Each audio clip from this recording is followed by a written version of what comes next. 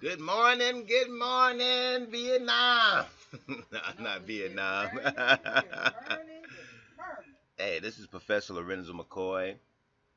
It's January the 7th, first month, week number 2, day 7th of 2018. In the Gregorian calendar, I forgot what it is. In the Kemetic calendar, it's like 6,000 something, 6,088 or something like that. But today's quote is by Utah Phillips. This one is very interesting to me. And it is, I don't need fame, and I don't need power, and I don't need wealth. I'm in need of friends, which I have found in abundance. Now, I pulled up a couple of videos that I like with this. And the first one we're going to go to, and of course, this is from quoteparrot.com right here, just to give them credit. Tony Robbins did a good talk. It's just short, but his view and perspective on Robin Williams, I think for me sums up the idea of when people thinking that life would be better if they get famous, thinking that life would be better if they get wealthy, win some awards. He's done everything and in the end end up killing himself. Just to show you that he didn't have the right people around him. Whatever he was feeling inside himself, he needed something. The right people around you can help pull you through. And that's something that even with me, I'm used to doing things on my own. I really didn't build up anything. There's nobody that I talk to as a friend every single day. For all of these years, I'm into my children and things like that. But most people have somebody they can jump on the phone, text, get on Facebook, instant messenger back and forth. However they do it, go meet somebody in person to talk about whatever is going on. Of course, I can call my parents, but it's not the same as having somebody in your own peer group, in your age group. And that's something that, I'm going to change now too myself. But I wanted to share this video, and then I'm going to go into Tony Robbins again, which I like. He has a lot of great things. And TD Jakes, talking about friendship. And we're gonna start right now with this one. Hope you guys enjoy it.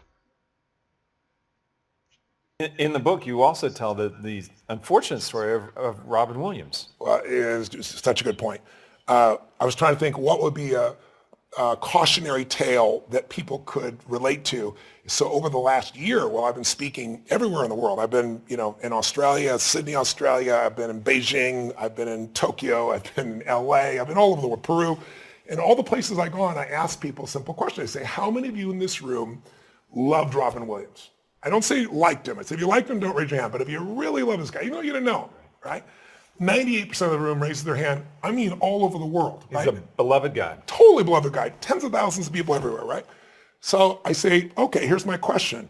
Was he an overachiever? Was he a master of the science of achievement? And most people nod their head and say, well, let's look at it.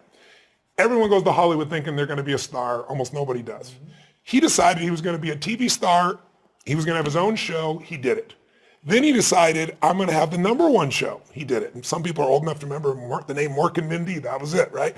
Then he said, you know what? I want to have the most magnificent family I love and loves me. And he did it. Then he said, I want to make more money than I could spend. And he did it. Then he said, I want to make movies. TV's easy, I want to make movies. Then he said, I want to win an Academy Award, but Richard, for not being funny, which is his #1 skill. And he did it. He won a dramatic, Academy Award.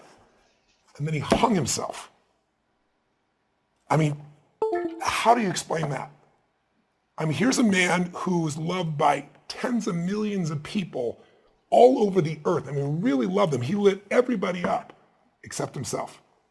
And he left so many people shocked, and worse than that, his children and his wife, you can only imagine what they've been through.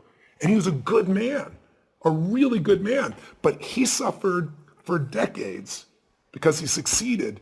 But clearly the suffering was there. The suffering was why he did cocaine. It's why he drank alcohol to extreme. It's why he did the things he did. And then in the end, he had a disease, but his body was worn out. So I look at this and I say, look, I know you're not watching, you're not going to go commit suicide, but most of us live a life where we succeed, but we're not totally fulfilled. And to me, that's a travesty. And maybe the beauty of what we can learn from Robin Williams is, when you get on an airplane, one of the first things they do is they say to you, if there's a lack of oxygen and the mask comes down, put it on your kid first. No, they say put it on yourself first. Sounds so selfish. But the reason is if you don't take care of you, you can't help your kid. Well, the same thing's true. If you can't be fulfilled, then you're not really going to be helping anybody else long term. And so my mindset has been to help people end suffering.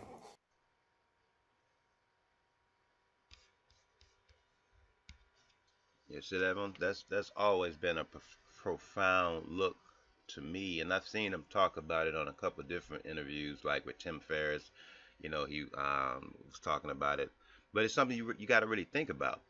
Everybody thinks that it's about money. I'm gonna get the finest wife. I'm gonna get the most accomplished husband. I'm gonna do whatever, and we all forget that we live inside our own minds. And sometimes just having too many people around you just draining you, and it's still up to you to deal with it. But let me connect the internet back. Sorry, I plugged another phone. It's still up to you to make sure that you are the one that's going to do what you need to do so that you can be here. Like you just heard him talk about the oxygen. It's up to you to put oxygen on yourself first. You need to make sure that you're okay. You need to make sure that you're the one that, when it's time to make sure that you need to get that oxygen so you don't faint. Then you can start helping everybody else. That's why you don't put it on the children first, because it's you that's going to be helping them out, to put their oxygen mask on first, because you might put theirs on, and then when they need you to open up a door and not panic, if the plane hits the water, they don't know what to do. Only you do as the adult. And I started this one because now I'm going to go into the friendship. Now that's the part about the fame. I chose this video just to talk about the part where he says, I don't need fame, I don't need power, and I don't need wealth. This was the best video that I could think of. That's the one that came to mind. And he says, I'm in need of friends, which I have found in abundance. Now let's go to a couple of videos I found about friends. Here's one. Who are your friends? A motivational video. And this person's channel is Grow Successful. And let's check this one out. Who are your friends? I always say, you show me your crowd, I'll show you your future. If you want to know where you are or what port you're on, look in your cell phone. Because your cell phone will tell me who you talk to. And whoever you spend your time talking to, that's the port you're on. You cannot surround yourself with blindness and expect to see. Can't run around with prejudiced people and not be prejudiced. You can't run around with arrogant people and not be arrogant. You cannot run with packs of angry women and expect to be happy and fulfilled. You cannot hang out with a bunch of defeated, going nowhere, no vision men and be an overcomer. You are who you hang around. Because if I am down and everybody else is down around me, then down becomes normal. But what makes down terrible is when you are down and you can still see up. I'm begging you, man. I'm begging you from a man to a man. Let go. Let go. Let go of these people who you know aren't for you. Here's a big one. If you're not feeling it, find new friends. I'm being dead serious about this. This one is real big for me. Who you hang out with is a huge deal. And again, these are all tried and true things, right? We've heard you're the whatever of the 5 friends you spent. Like, that's real. That one, put in the bank. Like, if you're not feeling it, you need to go to meetup.com and go to 10 meetups of people that are hungry. Like, it's unbelievable what happened to me when I got into the Silicon Valley world and started meeting like Mark Zuckerberg and like Ev Williams and like Travis. Like, it changed my life. This town, actually, it's fun for me to tell this story here. South by Southwest 2007 changed my life because I hung out. I forced myself to go to a Web 2.0, which later became social media, the current state of the internet conference, South by Southwest, and I was looking at all these kids, and by the way, this is when tech wasn't cool, straight fucking nerds, but they were trying to change shit. They weren't here for kicks and giggles. They weren't here to hook up. They were here to like change the world. Like, I'm gonna build a product that is gonna be in every single person's hand, like, and they have. Like the Twitters and the Facebooks and the Ubers, they did. And it was the biggest impact of my career, and it's something I think a lot about now. So anyway, real practical. If you feel motivated by this conversation or you're intrigued by it, add one new winner friend. Yeah. Like, you know what I mean? Add 100%. one new winner friend and cut one loser friend. Like, yeah, I know he's been your boy since 4th grade, but he sits at home and fucking smokes weed and plays 2K all day. Like, you can only love him so much. If you look around you, take a look at the 5 people who you spend the most time with. Those people reflect not only who you are, but who you're going to become. So to me, once you've made the decision that you deserve to live a life that reflects every desire that you could ever have, and that you are capable of living at your full potential, then the next step is making the choice that you're going to surround yourself with people who got the same mindset. Because even if all of y'all have not reached your goals, if you're striving together, that'll hold you accountable to keep moving forward. And they can pull you back on track when you get off track, right? That's really important. I think beyond that, I think that the people around you, being very selective of who you put yourself around is so important, because ultimately, the people who you place yourself around are going to be your support system once you do get to your destination. Here's something real.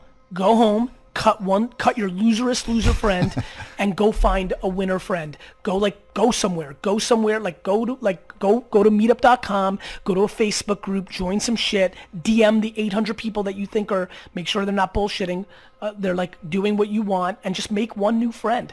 I see it, like D-Rock, like he's right, like it's unbelievable to watch my team, like they get faster, they get smarter, they get more confident, right? It's real, man. It's real. Confidence and like hunger gets passed on to each other. It's like team dynamics. It's why like a great player that sucks shit can fuck a team up. Like, go audit your circle, add one more winner, decrease one more.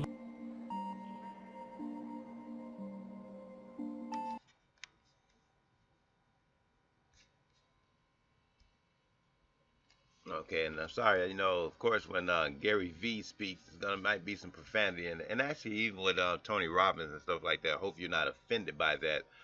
I'm not, because I understand the power of language, and profound just means deep in feeling. You know what I'm saying? We think about profane and profound. One is deep in feeling, one is deep in meaning. So that's really what that comes down to. But Tony Robbins, how to have the best relationships. This person's YouTube channel is Best Speakers in the World. We're going to see what Tony has to say about this one. This is your checklist for the rest of your life. If something's not working in your relationship, this is the first place you go. 5 disciplines of love and 3 of passion. These 5 disciplines are what the game is all about. The first discipline we call the discipline of unconditional love and compassion. The discipline. Why do I call it a discipline? Because you don't always feel unconditionally loving and you don't always feel compassionate. If your triggers get fired, if something triggers your masculine or feminine, animal in you, that survival instinct in you based on something going on, you may not show up so, unconditional in your love and compassion. What this really means, put it in one phrase, put your lover what? It's not about you. That's the law. You put your lover first. If you are having problems in your relationship, I can promise you that the problem you're having right now is you're feeling pain right now, and it's because you're focused on yourself, not your partner. You're focused on what you're not getting. You're focused on what your partner's not giving you. You're focused on something that's not happening there. This is the number one law. You want to have an extraordinary relationship, tear up your rules, make this your number one rule. Number one rule is my lover comes first. My number one rule is if you're in love, you put their feelings and needs before your own. Second discipline, real quick, the discipline of absolute courage and vulnerability. Absolute courage and vulnerability. This is learning to love no matter what. I mean, truly no matter what. Now, how many people are going to do that? Not many. Not many people are going to have an extraordinary relationship. But what I mean by this is, if you have courage and vulnerability, that means you tell the truth. That means you open up. Most people, out of a lack of courage, hold back their gift. This idea that you're going to give pain to somebody you love, you're going to punish them, that takes no courage, that takes no vulnerability, that's just stupidity. So the more vulnerable you are, the more power you have, because love penetrates all. Third law is the law of positive intent. Yes. The discipline, I should say, of positive intent. By the way, discipline weighs ounces, regret weighs tons. Discipline weighs ounces, regret weighs tons. You don't follow these disciplines, you're going to have regret. Right? That's their disciplines, their commitments, they're things you're going to do no matter what. Discipline means even if it's not easy, you still do it, right? Discipline is, it's a habit. That's what a discipline is. It's a habit. It's the discipline of positive intent. You know the deeper truth that this is a no-blame game. You know that when something happens, no matter what it was, like when I said that to her, my girl knew, she and I made a decision early on. I decided, and this is a decision I encourage you to make if you haven't made it, or make it anew if you haven't made it in years. I decided I knew this woman's soul. Yeah. This woman's soul was as pure as anything I could ever dream of in my life. I knew that I loved this woman. Her soul was pure, so no matter what happened, I would serve her, and no matter what happened, no matter what she said, no matter what she did, I would know, even if I couldn't figure out how, the intent was pure. The intent was wanting to get closer. It looks mean, but she's scared. It looks vicious, but she's just freaked out. You know, and same thing with me. He looks like he's an unconscious asshole. He just doesn't know. It looks like he doesn't give a shit. He's actually a masculine male, and this is what they do, right? We shifted the meaning to always there's an empowering meaning because there's never negative intent, no matter what it looks like, no matter what was said. And by having that, along with that, they just want a positive intent, in a sense, no blame game, we immediately apologize. It doesn't matter what has happened. If there's any argument we have, it's a playful argument, which is, I'm taking responsibility and she's taking responsibility. No, honey, it was my fault. No, it was my fault. And it's like, and we mean it sincerely. It doesn't matter what it is, because I hold myself as whatever she's feeling, ultimately it's my responsibility. Even if I didn't intend it, that's it. So I take responsibility. I'm sorry, honey. I'm sorry your feelings were hurt. She does it with me also. And since we both are constantly doing it, it makes it like there's nobody ever blaming somebody else. So think about this. We put each other first. If we find we're not, we change that immediately, right? We immediately look at, we got to be courage and vulnerable. We've got to tell the truth. That's really what that is. Tell the truth with kindness, with love, with making nobody wrong, because we both know we have positive intent. And you break through all the bullshit with this. Mm-hmm. And with an apology, rather than I'm sorry you, always have I. Yes. Always I. Honey, I'm sorry today when I upset you, or I'm sorry today if I upset you. Having the word I and owning it neutralizes. It's such a crazy, and we so underrate an apology of ownership. Owning something, who cares? When you love each other, who cares about being right or wrong? And if there really is an unconscious action, and even if it wasn't your intent, even if it wasn't unconscious, even if it was a misinterpretation, who cares? Own it. You own it, and it neutralizes that, and it only brings you closer. It's extraordinary. And you got to remember, no matter what they did, that's not who they are. If you can remember that, human behavior is not a reflection of the human spirit. Often it's a reflex action of the animal inside of us. And if you can know that, you know their spirit and you know their soul, then you know when people get insecure, when they get uncertain, when they go on survival, I've done it, you've done it, we've all done it. So instead of judging and making them wrong because you're scared of being hurt again, you got to come back to, I know what their intent is, I know it's positive. When you question my intent, you end the relationship. You question my behavior, you got every right to do that, even if I disagree with you. You just never question intent. I'd underline that, I'd bold it, I'd go on. If you question intent, you are destroying the relationship. So when you look at somebody, usually you subscribe either what you would do, or if you dislike something about them, or you're in a bad state, you'll come up with the worst reason why they did it. It's never the truth. They did it to meet some needs, same as you. But underneath it, if you know their soul, you just don't question their intent. Now think of it, if you just did these three things, what would be destroyed on your list? Oh my God, our kids, blah, blah, blah, blah, blah, blah. Wait a second. My wife comes first, my husband comes first. You know what? Bottom line is, I trust and love them. These kids are going to be great. I'm going to bend. I'm going to find something here for him. I'm going to find something here for her, right? And I'm making this so crazy. I'm being so upset. What am I really upset about? I'm upset thinking my kids are not going to be the way I want them to be. Not my kids are going to be the way they're meant to be. So it's really about me again, right? You know, discipline of absolute courage. You know, honey, I just want to talk to you. I'm concerned. This is how I was raised. I know you were raised differently, vulnerably. I love you. I love you the way you are. You're a rebel. You love me. I have rules. Maybe our kids will be okay with that too. What do you think? Finding some way. You know, knowing that there's positive intent will kill any anger, upset inside this piece. Fourth one of the 5 disciplines. Fourth is the discipline of honorable language and moment-to-moment awareness. Honorable language. There is power in love, adoration, and praise. And most of us don't use it enough. Most of us don't praise enough. And when I say praise, make a note. If you're going to praise your man or your woman, you must praise them specifically, not generally. But moment to moment, being consciously aware of the impact that you're having with your language and your presence on your partner. And your language as well. Body language, words, deeds. It's knowing you have an impact and seeing that impact. You know, if I'm doing something and I look over and I see my girl is not in a great place, I don't continue. So what happens for a woman to understand is we get information, men, and if we hear a word, words go into that file in our brain, left hemisphere. Emotions go on the other side. But when you say a word to a woman, it hits both hemispheres. It's like if I asked you, where were you on, you know, the 11th of August in 2001?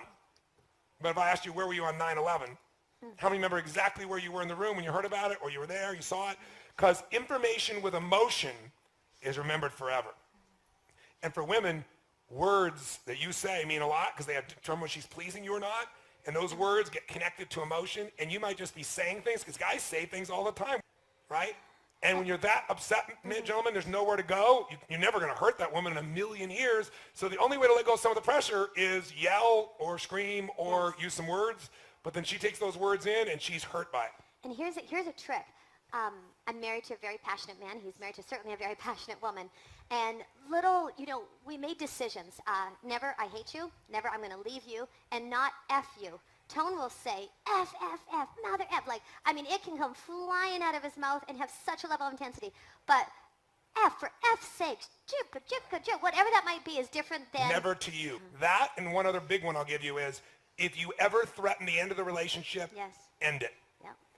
Because if you ever threaten it, when people go to put their button on the button, you know, just to threaten it because they're so frustrated, the moment you do that, somewhere in the psyche of your partner, they think, oh my God, they could leave me, and I gotta have to do this first. And so they put their finger on the button, and all it takes is enough times of doing that, enough years of doing that, and one day somebody will push the button. If you are committed to the relationship you're in, ban for life, for multiple lifetimes for those of you who are gonna come back 6 and 7 times like some of the people here did.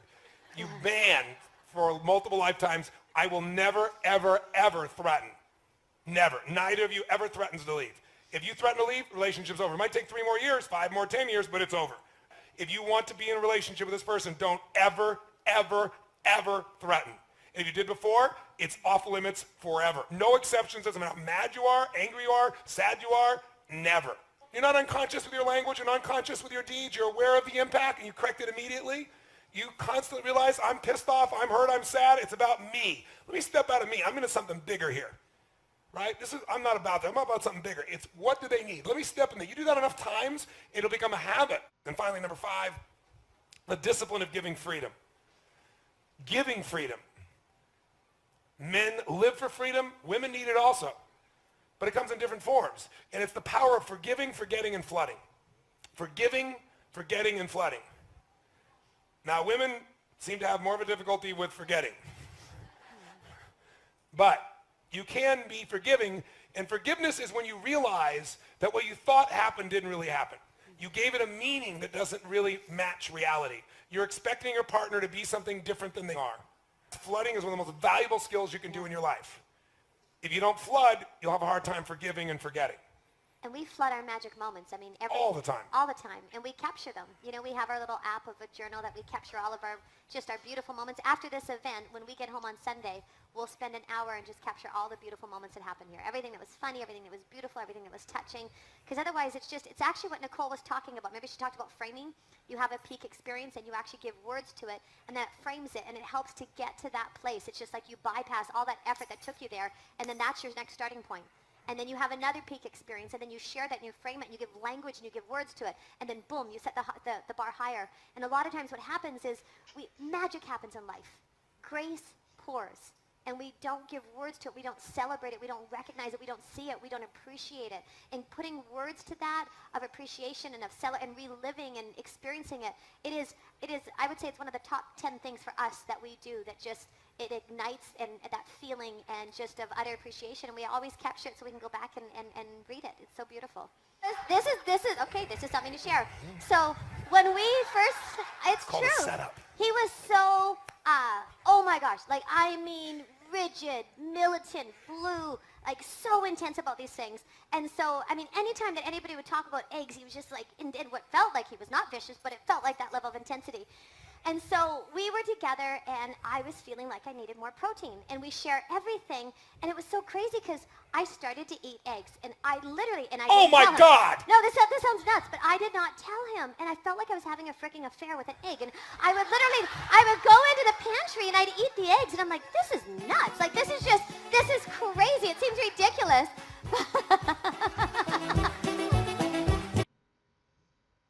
Yeah, that's a little bit Tony Robbins. I don't know if it's maybe one of the women he's with. Let me see. See what this says here. I'm just curious to see who that was. Maybe Sean Company. And just a little bit about him. So yeah, check this person. I like when people give a lot more information about what the video is about, and then this one it goes into who Anthony Robbins is. And I'm sure that's whoever he was with at that time. I'm assuming he's still with that person, but it's a pretty good video. This last one, because I don't like to make these videos too long for you, just to get you up to date and give you some new insight for your new day. This one is 3 Types of Friends by T.D. Jakes, How to Pick Your Team. We'll end it off with this one. I got one more thing to do. Tell somebody, say, we got to build a team. We got to build a team. We got to build a team. We got to build a team. We got to build a team. Because we're getting ready to go someplace we've never gone before. We're getting ready to do things that we've never done before. We're getting ready to ascend to a height that we've never seen before. Now we're going to pick the team. These are the people that you're gonna ride with. You're gonna ride shotgun with. These are gonna be your road dogs and your running buddies. My God, something is about to happen. I'm gonna show you how to pick your team. The Bible spends more time showing us how Jesus picked his team than it does telling us about what he did. Most of the Gospels is spent telling you how he met his team. Because it's all about the 12, not the 5,000. It's about the 12, choosing the right team. Now, can I give you some things for the right team? I'm gonna give you these final 3 criteria to choose your team. 1, you're gonna have confidants. Okay, you're gonna have confidants. You gotta have confidants. You gotta trust somebody. You cannot be a great leader and not have anybody you can talk to. You got to have somebody you can talk to and be honest and be open and say, this is how it really is.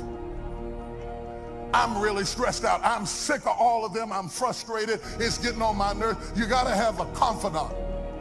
Somebody with whom you can be transparent and be honest. Out of the 12, you got to have some inner circle that get close around you. These are the guys you carry up on the Mount of Transfiguration. These are the road dogs who run with you, and they see you, and they understand you, and they're your confidants. And if you have 3 in a lifetime, you've done real good. If you have 3 confidants in a lifetime that you can really trust and talk to and open up to, you've done real good. So this category is your smallest category. They're your confidants. They are people who are with you. They are with you. If you go up, they're with you. If you go down, they're with you. If you get stuck, they're with you. If everybody starts dogging on you and hating you, they're still with you. If you have 3, you've done really well. They know what you're afraid that somebody else will find out, and they're still with you. These are the people that being around them is so comfortable, you can behave as if you were by yourself. You don't get tired of your confidants because you don't have to change your behavior in their presence. The reason you get tired of being around people is because you're putting on them. And you want them to leave so you can relax. But there is somebody that doesn't have to leave for you to relax because they're your confidants. They know who you really are. Oh my God, I'm teaching so good, I think I might get this tape myself. The confidant's commitment is to you, not to your cause. It is to you, not to your cause. The confidant is in it with you because of you, not because of your cause. You are the center of their gravitational pull. And if you have confidants, you have to remember to feed your confidants you. Because the confidant is not in it for the money, they're not in it for the prestige, they're not in it for the recognition, they're not in it for the title, they're in it because of you. And if you start starving your confidants of your attention, they will wither up and die, because their only attraction was not to the cause, it was always to you. I lost a very good employee one time over this, because I thought the guy was coming because of the cause, and in fact, he was coming because of me, and it didn't work out well in the position, because working in the position gave him less and less of me until he finally got frustrated and left. I thought he left over the money or left over the stress, and later when we did the debriefing, he left because he couldn't spend time with me. His commitment was to me and not to the cause. If you get that twisted, you will be feeding them things that would motivate anybody else, and they'll be withering, because a confidant lives and breathes off of their relationship with you. Oh, this is good. The second category is your constituents. Your constituents. Your constituents are with it. They are with it. They are with the cause, not you. They are only with you because of the cause. They will confuse you because they look just like a confidant. They're walking right beside you just like a confidant. They talk the same language as a confidant, but they are there because of the cause and not because of you. These are constituents. Their attraction is the mission. Now, you can still have them with you, but you have to know why they're with you. They are with you as long as you are getting them closer and closer to the mission. And they walk just like the confidant, but understand that the constituent will leap out of your fellowship and jump onto another person's fellowship because it's helping to get them closer to where they're trying to go. It was never about you in the first place. It was about the cause, and if it furthers their agenda, they'll leave you in a heartbeat and leave you with your heart broken because you thought they loved you. They never loved you. They love what you do. And when they met somebody who could take them there quicker, they left you because it was never about you. It was about it.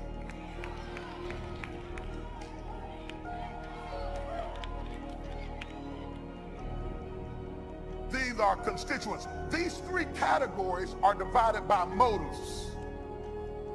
The difference between the constituent and the confidant is motives. They do the same thing, but they do it for different reasons. And the reason people get it confused is because they're both doing the same thing. They're both working. They're both standing right beside you. They're both in it to win it. They're both trying to encourage you. They're both fighting the good fight. One of them will be with you even if the cause goes down. One of them will be with you even if somebody comes and offers them a quick road to get there without you. But the other one, if they see a quicker route, or if they think it might be a quicker route, they will leave you in a heartbeat.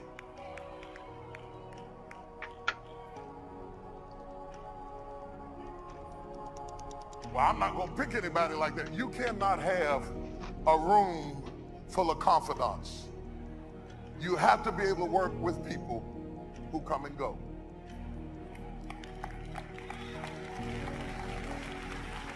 Am I helping anybody? These are constituents. They come and go. They come and go. I like to call them scaffolding. Scaffolding goes right up against the building. It snuggles up against the building. It's so tight up against the building, you can't get in between the scaffolding and the building. But when the building is up, the scaffolding goes. Some people come in your life to get you to your next destination. They didn't come to stay. They came to leave. You have to love them when they come and love them when they go. And say, the Lord giveth and the Lord taketh away. Blessed be the name of the Lord. Don't get bitter over constituents. If you get bitter over constituents, it's because your mentality is still back up there on that back row. And you don't understand that you have to be a 360 thinker in order to handle it. I don't know whether I ought to give y'all, this is my good stuff. Can I give you a little bit more of this? So you've got these constituents, and they come, and this is driving pastors today crazy, because people today join churches for different reasons than ever before.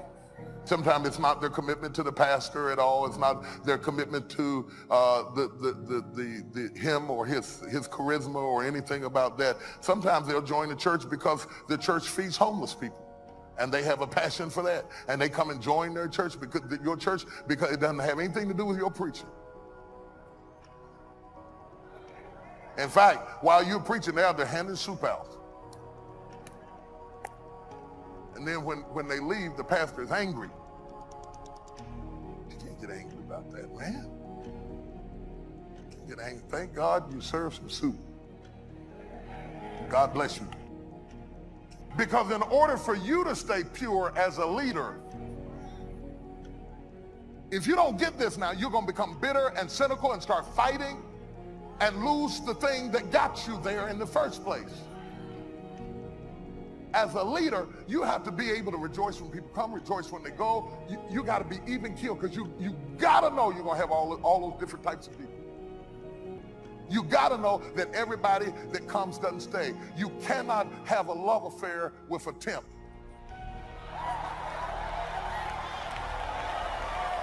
You knew when she came, she was going to work 6 months. That's why you call temporary services.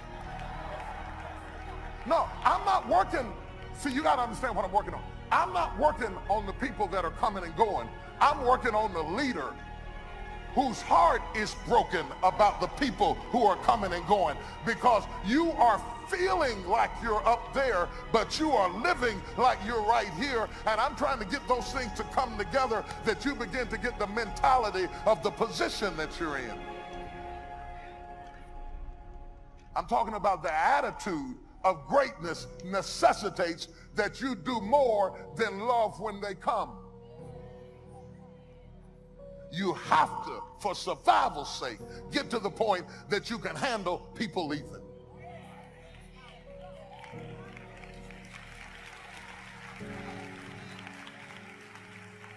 Touch your neighbor and say, can you handle the truth?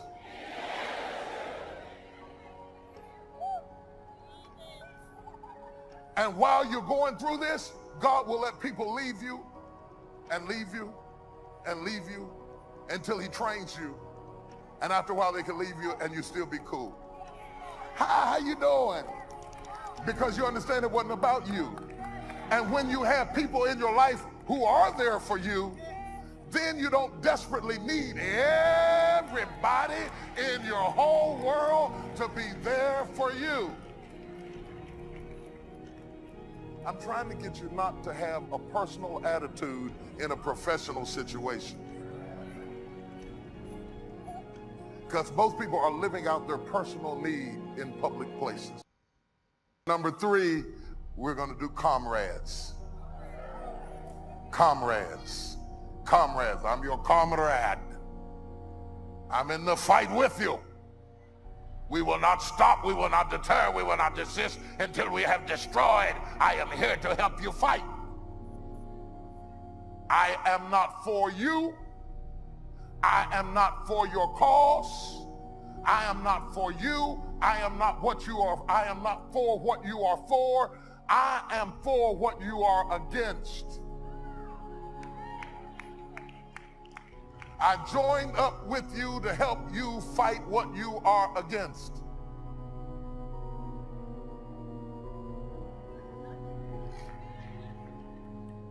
Lord have mercy. Comrades. When you are in a fight and somebody joins you in the fight, don't think they're your friend because they join you in the fight. It may not be their attraction to you that made them fight beside you. It may be their frustration against your enemy that says, even I hate you so bad that even if I have to fight with her to get you, I'm gonna get you out of the way. And so they are your comrades.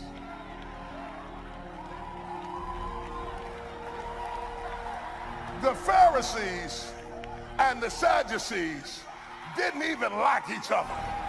But when Jesus came along, they both got, oh, I can speak it in any language. The Pharisees and the Sadducees had been hating on each other for years. But when Jesus came along, they both got together and they came to question Jesus. Those are comrades. Now watch this. Oh, oh, oh. Touch your neighbor and say, I see my team, I see my team. I see my team, I see my team, I see my team. I understand now. Whether I'm running a beauty shop or a computer business, I'm gonna have confidants, I'm gonna have constituents, and I'm gonna have comrades.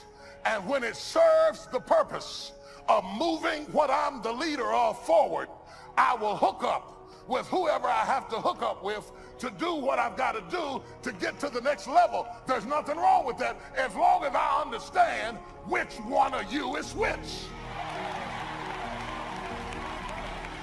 Don't let me get lonely and confide in a comrade, because then when the fight is over, you're going to use what I told you to kill. Oh, y'all.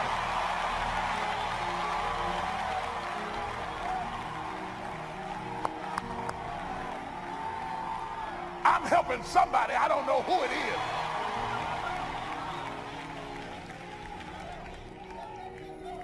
See, that's what happened to you. You say your friend betrayed you, but they were never your friend in the first place. They didn't betray you, Sister Betty. They were never for you. They were just along for the ride to help you fight who you were fighting against. And then they will use what you confided in them to destroy you. Because one thing you can count on a fighter to do is fight.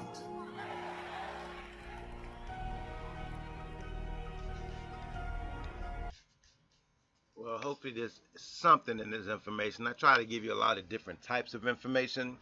Going back to the original premise, today's affirmation, I don't need fame. I don't need power. I don't need wealth. I'm in need of friends, which I have found in abundance. Utah Phillips, the famous folk singer, poet. So, sometimes I put up videos. I do a lot of Tim Ferriss, Eric Thomas, Tom, Anthony Robbins, Les Brown. I mean, a whole lot of different people. Might even show you clips of Oprah and people that work hard in the industry, to show you how to get on top, how to have that mindset. But there's a lot of people, even besides myself, I don't want to just sit here and talk. I can do a lot of these videos on my own and give you my perspective, which I would like to do, but it's nothing better than giving my perspective and then going to someone who is used to talking to thousands of people, every single week. And over their careers have talked to millions of people because they might vibrate with you and resonate with you on a higher and deeper level than me. So sometimes I do like the TD Jakes. I don't sit and listen to him a lot myself. But for those who do have that black church vibration, he may resonate a little bit better with you. Some people may like the Eric Thomas over the Les Browns or over the Tony Robbins. over the Wayne Dyer, who has even a different type of vibration, but it's the same message. That's one thing I like to teach my clients when I'm talking about health and wellness. I can pull out a whole lot of different, I might pull out a scientist, a researcher, a doctor, someone who just a herbalist, and they all are telling you the same thing. They're getting you to the same place, but I try to come with a conflagration, a big fire of eclectic energy to get you to where you need to be. So once again, guys, today is the first month. Week number 2 has started in this year, day number 7 in January. Hope you had a nice day. Please subscribe and share and comment. Talk to you soon tomorrow.